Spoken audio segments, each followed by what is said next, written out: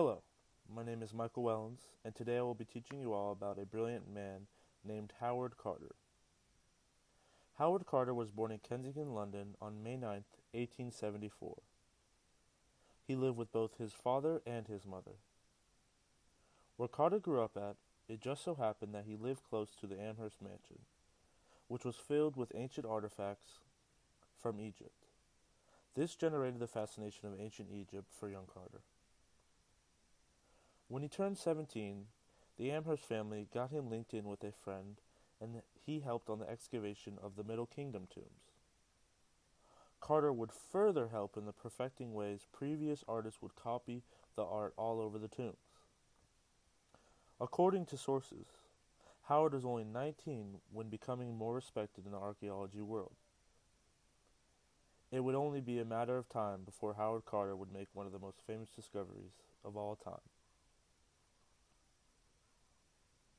In 1899, Carter was appointed as Chief Inspector of the Egyptian Antiquities Service, also known as EAP. He was in charge of many excavations at the Luxor. Discovering more fascinating antiques, he continued to receive more and more praise for coming up with better ideas for excavating the areas.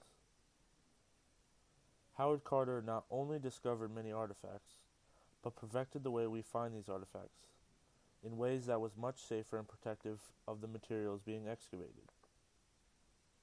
In 1905, Carter resigned from the EAP because of a confrontation known as the Sakarya Affair, where villagers at the excavation site and Carter's men got into a feud, ending poorly on Carter's behalf. Carter would go on to take a 2-year break from the excavating sites. Carter stated, "It was some of the roughest years of my life. I couldn't stand not being able to finish a site that I had almost fully discovered." However, this would not be the last of Howard Carter. In 1907, Lord Carnarvon hired Carter for an excavation project in the Valley of the Kings. Lord Carnarvon gave until 1914 to discover the hidden treasures in this area. Carter and his men worked very hard for 3.5 years, but excavations were interrupted by World War I in 1917.